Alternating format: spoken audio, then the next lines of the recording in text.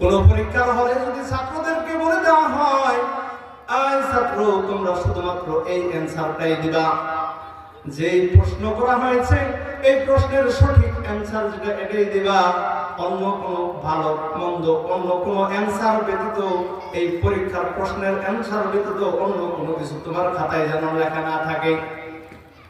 তাহলে যেমনি ভাবে পরীক্ষার হল থাকে না, মানুষকে বাধ্য করা হয়ে থাকে।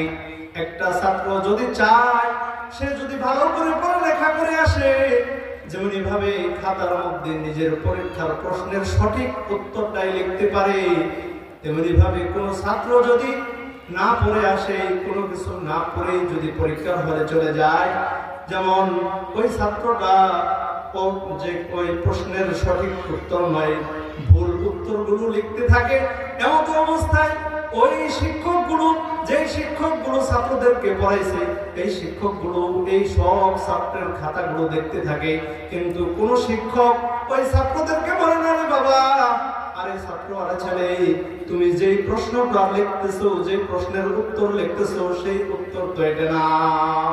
শিক্ষকরা এই ছাত্রদেরকে সুন্দর করে তাদেরকে পরীক্ষার রেজাল্ট দিয়ে দেয়, যে ভালো নাম্বার করে সে 1 নাম্বার হয় এবং সমস্ত ছাত্রদের মধ্যে তার মর্যাদা, তাকে সম্মানিত করা হয়। এবং যে ব্যক্তি নিজের পরীক্ষার উত্তীর্ণ হতে পারে না, নিজের পরীক্ষায় সে বিফল হয়ে যায়, তাকে যেমনি ভাবে দুনিয়ার মানুষ তাকে যেমনি ভাবে লাঞ্ছিত করে, বিভিন্ন ধরনের কটু কথা বলে, আল্লাহ তাআলা এইভাবে মানুষদেরকে দুনিয়ার মধ্যে ছেড়ে দিয়েছেন। ছেড়ে দিয়ে মানুষদেরকে পরীক্ষা করতেছেন, কোন ব্যক্তি আল্লাহ তাআলার কথা মানে আর কোন ব্যক্তি আল্লাহ তাআলার অবাধ্য হয়ে যায়।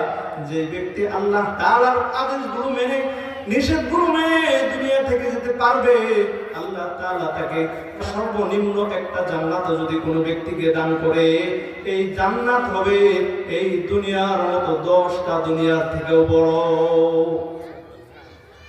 আর যদি কোনো ব্যক্তি দুনিয়ার মধ্যে ভালো আমল না করে, বদ আমল করে যদি দুনিয়া থেকে চলে যায়, গুনাহের বোঝা যদি মাথায় নিয়ে যদি চলে যায়, কবরের মধ্যে আল্লাহ তাআলা এই ব্যক্তির জন্য যেমন কঠিন শাস্তি রেখেছেন, কবরের মধ্যে এক পাশের মাটি আরেক পাশের মাটির সাথে এমন ভাবে চাপ দিবেন, এক পাজরের হাড্ডি অন্য পাজরের মধ্যে ঢুকে যাবে, মা গো বাবা গো বলে চিল্লাইতে থাকবে, কিন্তু কোন রকম সাহায্যকারী কবরের মধ্যে সে পাবে না।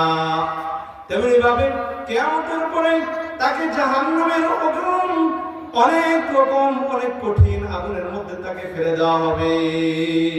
আল্লাহ তাআলা পরবর্তী অধ্যায়ের মধ্যে বলেন, কোন মানুষ যদি ভালো রাস্তায় যেতে চায়, তাহলে সে ভালো রাস্তায় যেতে পারবে।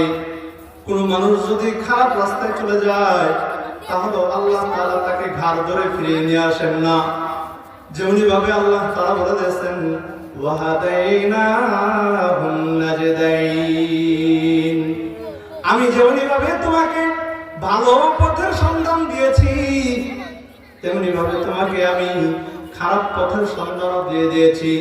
দুনিয়ার মধ্যে যদি কোনো ব্যক্তি তার সন্তানকে বলে, বাবা নাও নাও 1000 টাকা নাও, দুনিয়ার বাজারে চলে যাও, বাজারে যাওয়ার সময় 2টা কথা মাথায় রাখবা, একটা হলো ডানের রাস্তা আর একটা হলো বামের রাস্তা।